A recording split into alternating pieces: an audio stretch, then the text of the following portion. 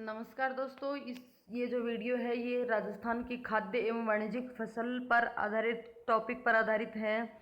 ये टॉपिक आपका ग्राम विकास अधिकारी जो है उसका टॉपिक, उस सिलेबस का टॉपिक भी है। साथ में ये काफ़ी डिटेल से मैं यहाँ पे आपको इसको बताने वाली हूँ। यदि आप आरएएस की परीक्षा की तैयारी कर रहे हैं तो भी आपके लिए काफ़ी उपयोगी सिद्ध होने वाला है। तो चलिए हम यहाँ पे शुरू करते हैं। शुरू करने से पहले मेरी आपसे विनम्र रिक्वेस्ट है कि यदि आपने चैनल को सब्सक्राइब नहीं किया तो प्लीज़ चैनल को सब्सक्राइब कर लें और बेल आइकन को क्लिक कर लें ताकि आने वाली हर वीडियो का नोटिफिकेशन आपको मिलता रहे। इस चैनल पर आपको ग्राम विकास अधिकारी के सिलेबस से संबंधित वीडियो उपलब्ध करवा दी जाएंगी। तो यहाँ से आप विभिन्न वीडियो देख सकते हैं और उनका लाभ प्राप्त कर सकते हैं। तो चलिए शुरू करते हैं। राजस्थान की खाद्य एवं वाणिज्यिक फसल। सबसे पहले तो मैं आपको ये बता देना चाहती हूँ कि जो फसल जो टॉपिक है ये कृषि क्षेत्र से संबंधित होता है। कृषि क्षेत्र से संबंधित ये टॉपिक होता है जिसके अंदर फसल, पशुपालन, मत्स्य और वनिकी, बागवानी, ये सारी चीज़ें आती हैं। उसके बाद हम बात करते हैं आगे कि स्वतंत्रता से पूर्व राजस्थान की जो आर्थिक अर्थव्यवस्था थी वो कृषि पर ही आधारित थी। संपूर्ण राजस्थान की जो अर्थव्यवस्था थी वो स्वतंत्रता से पहले कृषि पर ही आधारित थी। राजस्थान की अभी जो कुल कार्यशील जनसंख्या है उस जनसंख्या का 75% जो हिस्सा है, उस पूरी जनसंख्या जो है उसका 75% भाग रोजगार की दृष्टि से किसी भी रूप में कृषि और पशुपालन पर निर्भर करता है, वो चाहे प्रत्यक्ष रूप में हो या अप्रत्यक्ष रूप में हो। यानी कि कंप्लीट जो हमारी राजस्थान की जो जनसंख्या है उसका, उस जनसंख्या का 75% हिस्सा किस पर निर्भर करता है? कृषि और पशुपालन पर निर्भर करता है। एक बहुत ही बड़ी संख्या में कृषि और पशुपालन पर हमारे राजस्थान की जनसंख्या निर्भर करती है। राजस्थान राज्य का संपूर्ण जो आय है उसका लगभग 25.56% कृषि और उससे संबंधित क्षेत्रों से आय होती है। ये राजस्थान राज्य की जो आय है उसका लगभग 25% हिस्सा जो है वो कृषि और उससे संबंधित क्षेत्रों से प्राप्त होता है, बाकी अन्य क्षेत्रों से प्राप्त होती है। राजस्थान में भारत की कुल कृषिगत जो क्षेत्रफल है वो 10.2% है। यानी कि भारत के कुल कृषिगत क्षेत्रफल का 10.2% जो है वो राजस्थान में है। राजस्थान का जो कुल क्षेत्रफल है कृषिगत क्षेत्रफल, उसका 2/3 भाग खरीफ के मौसम में बोया जाता है, यानी कि बरसात के ऊपर डिपेंड करता है। यानी कि हमारे राजस्थान की जो खेती है वो वर्षा आधारित खेती है, वर्षा के ऊपर डिपेंड करती है। यानी कि लगभग जितना भी क्षेत्रफल बोया जाता है उसका 2/3 भाग जो है वो खरीफ के मौसम में बोया जाता है, खरीफ फसल होती है। यानी कि बारिश के ऊपर निर्भर करता है और बारिश के मौसम में बोया जाता है। राजस्थान के कुल कृषि क्षेत्रफल का लगभग 32.4% भाग सिंचित क्षेत्र है। यानी कि 32.4% भाग में ही सिंचाई होती है। उसके अलावा जो बच गया वो सारा जो क्षेत्र बच गया वो वर्षा पर डिपेंड करता है। कृषि क्षेत्र की जो विकास दर है वो मात्र 5.65% है। यानी कि हमारे देश की जो विकास दर है उसमें कृषि की जो भागीदारी है वो 5.6% है। देखिए आप यहाँ पर अनुमान लगा सकते हैं कि पूरे राजस्थान की 75% जनसंख्या कृषि पर डिपेंड करती है। उसके अलावा जो कृषि पर डिपेंड करने वाली जो जनसंख्या है उसकी जो विकास दर है उससे जो विकास दर है वो 5.65% ही प्रभावित होती है। इस जो विकास दर है टोटल 5.65, उसमें से भी कृषि क्षेत्र में फसलों का जो भाग है वो 47.54 है। पशुधन का जो भाग है वो 41.54% है। वानिकी का जो भाग है वो 10.55% है और मत्स्य का जो भाग है वो 0.37% भाग है। साथ ही यहाँ पे राजस्थान में वर्षा आधारित कृषि की जाती है। ये सब किस कारण से होता है कि भाई जनसंख्या जो है वो बहुत सारी कृषि पर निर्भर है, फिर भी जो हमारी विकास दर है उसमें सिर्फ 5% या 5.5% की भागीदारी ही है। ये सब हमारे राजस्थान की जो जलवायु है, विषम जलवायु है, उसके ऊपर डिपेंड करता है, क्योंकि कभी सूखा पड़ता है कई जगह ऐसी है जहाँ पे वर्षा बहुत ही कम होती है, मरुस्थलीकरण भी है इस वजह से भी, साथ में जो मृदा है वो लवणीय मृदा भी है, इस वजह से भी कृषि जो है वो विकास दर में कम सहयोग देती है। अब हम यहाँ पे बात कर लेते हैं, जो कृषि है वो मोस्टली 3 भागों में डिवाइड की जाती है। एक तो इसको फसल को, खरीफ की फसल, रबी की फसल और तीसरी है जायद की फसल। अब खरीफ की फसल कौन सी होती है? खरीफ की फसल जो है वो मानसून के आगमन से पूर्व, यानी कि जून जुलाई से सितंबर अक्टूबर के मध्य जो कृषि बोई जाती है, उसको जो कृषि उत्पादित होती है उसको खरीफ की फसल कहते हैं। यानी कि इसका बोने और काटने का समय है, बोने का समय जून जुलाई और काटने का समय सितंबर से अक्टूबर। इस फसल को खरीफ के नाम से पहचाना जाता है। इस समय जो यानी कि वर्षा काल में जो उत्पादित होती है उसको खरीफ के नाम से जाना जाता है। और कौन कौन सी फसल है जो खरीफ फसल है जो खरीफ के समय में बोई जाती है? वो है चावल, ज्वार, बाजरा, मक्का, कपास, जूट, मूंगफली, तिल, गन्ना, उड़द, मूंग, मोठ आदि फसलें खरीफ की फसलों में शामिल की जाती हैं। नेक्स्ट है रबी की फसल। रबी की जो फसल है वो शीतकाल में बोई जाती है। कब? अक्टूबर नवंबर माह में। यानी कि अब जो बुआई होगी वो रबी की फसल की बुआई होगी। और इसको काटने का जो समय होता है वो मार्च अप्रैल के मध्य होने वाली फसलों को रबी की फसल कहते हैं। तो यहाँ पे देखिए, रबी की फसल जो है वो अक्टूबर नवंबर में बोई जाती है और मार्च अप्रैल में काटी जाती है।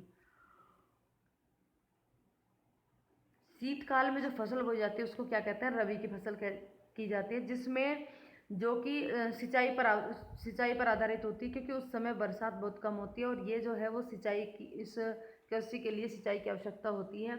और उसी समय आपको पता होगा, कई बार सर्दियों में जो बारिश होती है उसको मावठ कहते हैं। यदि मावठ होती है तो वो इस फसल के लिए बहुत ही गुणकारी होती है। अब जो रबी की फसल है वो उसमें कौन कौन सी फसलें हैं? गेहूँ है, जौ है, चना है, सरसों है, मटर है, अरहर है, मसूर है आदि। ये सभी चीज़ें जो हैं वो रबी की फसल है। गेहूँ, जौ, चना, सरसों, मटर, अरहर, मसूर आदि। उसके बाद तीसरी प्रकार है जायद। जायद क्या होता है? देखिए, रबी और खरीफ की फसल के अतिरिक्त मध्यवर्ती समय में बोई जाने वाली फसल, जिसमें सब्जियां, ककड़ी, तरबूज, खरबूजा, चरी इत्यादि शामिल किए जाते हैं। देखिए यहाँ पे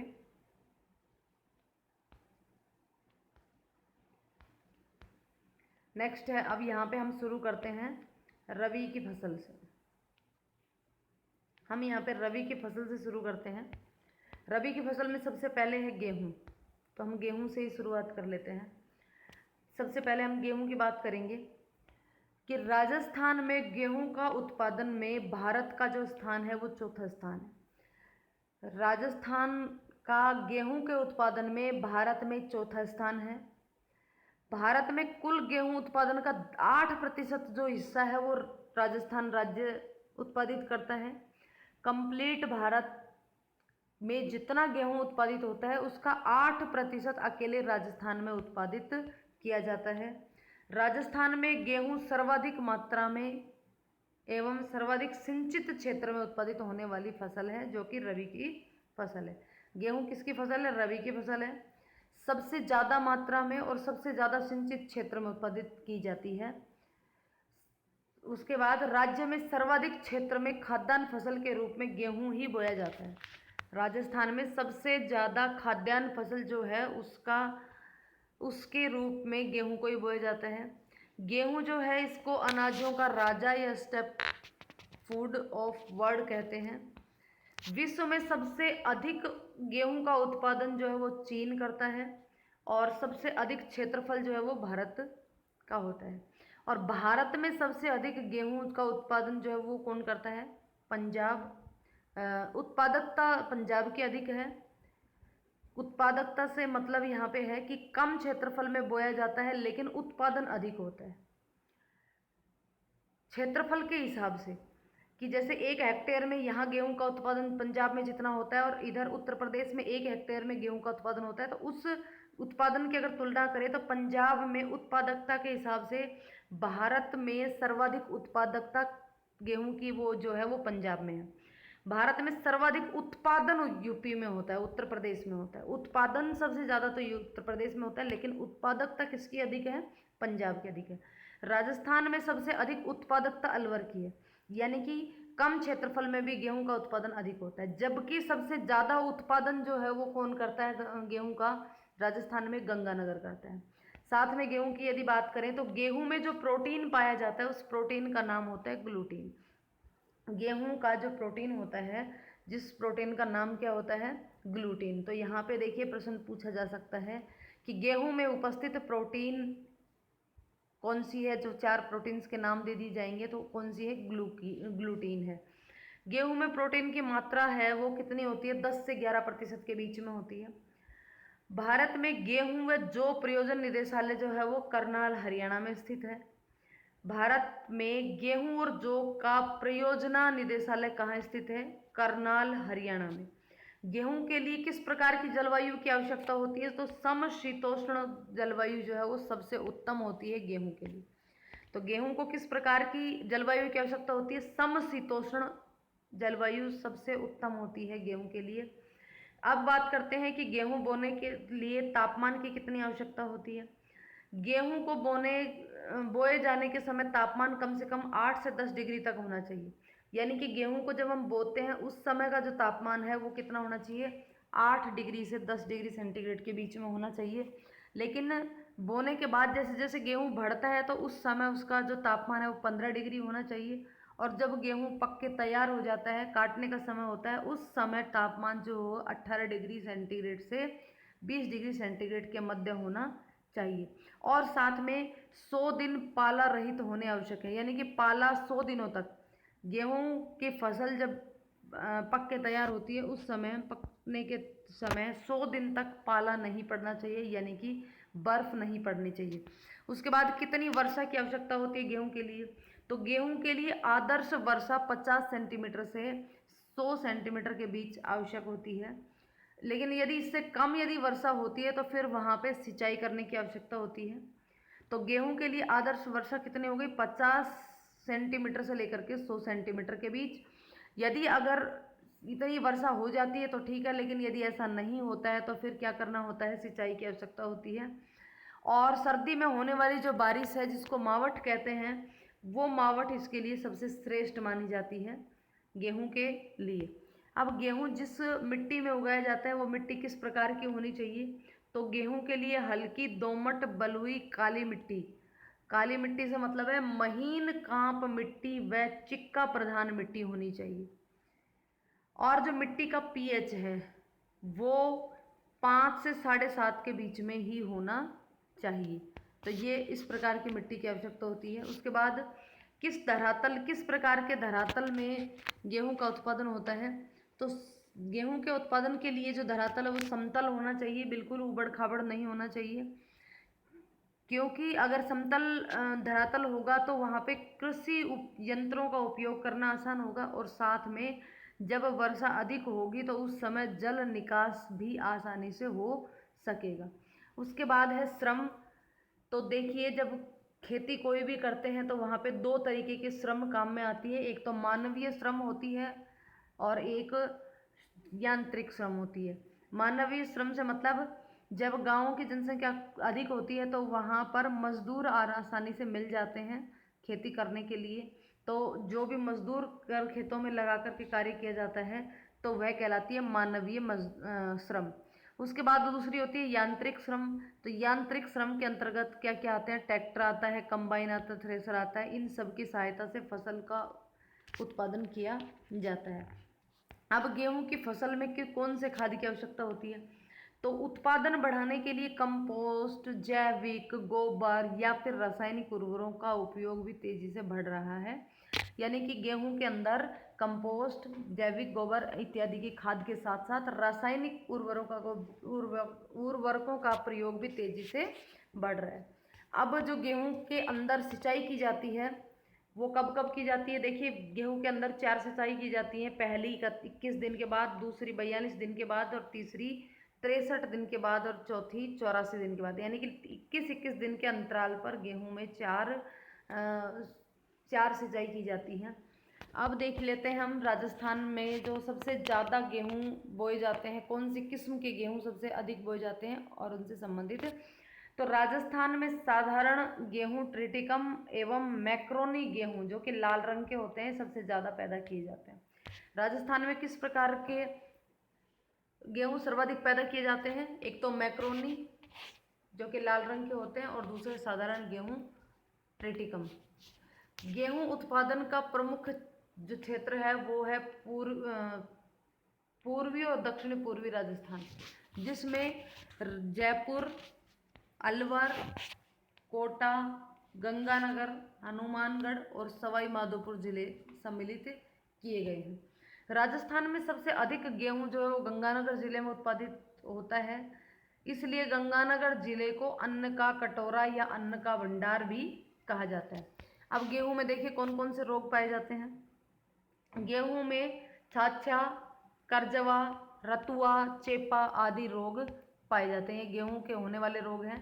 साथ में गेहूं उत्पादन राजस्थान में कौन कौन सी किस्मों के द्वारा किया जाता है? दुर्गापुरा 65, कल्याण सोना, मैक्सिकन, सोनेरा, सरबती, कोहिनूर, सोनालिका, गंगा सुनहरी, मंगला, कार्निया 65, लाल बहादुर, चंबल 65, राजस्थान 3077 आदि किस्में बोई जाती हैं। इनमें से कुछ महत्वपूर्ण किस्मों के बारे में यहाँ पे बात की गई है, जैसे ट्रिटिकम ड्यूरम। ट्रिटिकम ड्यूरम जिसको मार्कोनी गेहूं के नाम से भी जाना जाता है, ये जो है वो भारत में 12% क्षेत्रफल में बोई जाती है। पूरे भारत में ये 12% क्षेत्रफल में बोई जाती है। कौन से गेहूं? ट्रिटिकम ड्यूरम, मार्कोनी गेहूं। इसका उपयोग क्या होता है? जो भी बिस्किट बनते हैं, मैदा, सूजी आदि जो बनाए जाते हैं, ये इसी गेहूं के द्वारा बनाए जाते हैं, मार्कोनी गेहूं के द्वारा। और ये जो है भारत में कहाँ कहाँ बोए जाते हैं? मध्य प्रदेश में, महाराष्ट्र में, गुजरात में, छत्तीसगढ़ में, इन सब जगह पर ये गेहूं बोए जाते हैं। दूसरा है मैक्सिकन गेहूं, यानी कि बोना गेहूं, जिसको चपाती गेहूं के नाम से भी जाना जाता है। इसका वैज्ञानिक नाम है ट्रिटिकम एस्टिवम। भारत में 87% क्षेत्रफल पर इसकी खेती की जाती है, चपाती गेहूं की, जो हम डेली यूज में लेते हैं उस गेहूं की। साथ में तीसरी जो है वो है राज 3077। ये राजस्थान की आश्चर्यजनक एवं जादुई किस्म है।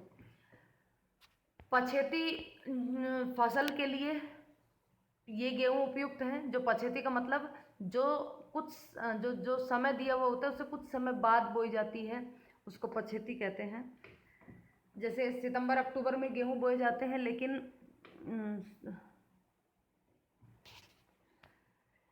अगर ये इससे थोड़े दिन बाद अक्टूबर नवंबर में यदि बोई जाती है तो पछेती किस्म कहलाती है। और ये लवणीय और क्षारीय मृदा के लिए भी उपयुक्त होती है। उसके बाद C306, इसका जो उपनाम है वो फार्मी गेहूं, सफ़ेद गेहूं और चपाती गेहूं के नाम से भी जाने जाते हैं। और ये सबसे लंबी किस्म है इसकी गेहूं की। उसके बाद है राज 3765। इसकी बालियां जो है वो भूरे रंग की, और ये आनुवांशिक रूप से बोने पौधे होते हैं। गेहूं की एक जीन वाली फसल कौन कौन सी? जिसमें एक जीन होता है वो है सोनालिका, गिरिजा, लरमा राजो 64A, मालवीय 37, HD 2285 आदि। दो जीन वाली किस्में कौन सी हैं? कल्याण सोना, प्रताप, अर्जुन 2009, छोटी लरमा, सोनारा 64, HD 2329। और जो ये HD 2329 है, ये हरित क्रांति में इसका सर्वाधिक योगदान रहा है। उसके बाद है गेहूं की तीन जीन वाली किस्म, हीरा, मोती, जवाहर, लाल बादशाह, संगम, ज्योति। जो ये ज्योति किस्म है ये सेल्जा पहाड़ी के लिए प्रसिद्ध है। उसके साथ ही इंडिया मिक्स क्या है? गेहूं, मक्का व सोयाबीन का मिश्रित आटा जो है वो इंडिया मिक्स कहलाता है। और गोचनी क्या है? गेहूं, जौ और चना का मिश्रित आटा क्या कहलाता है? जोचनी कहलाता है। तो फ्रेंड्स, नेक्स्ट वीडियो में आपको आगे की फसलों के बारे में बताया जाएगा। धन्यवाद।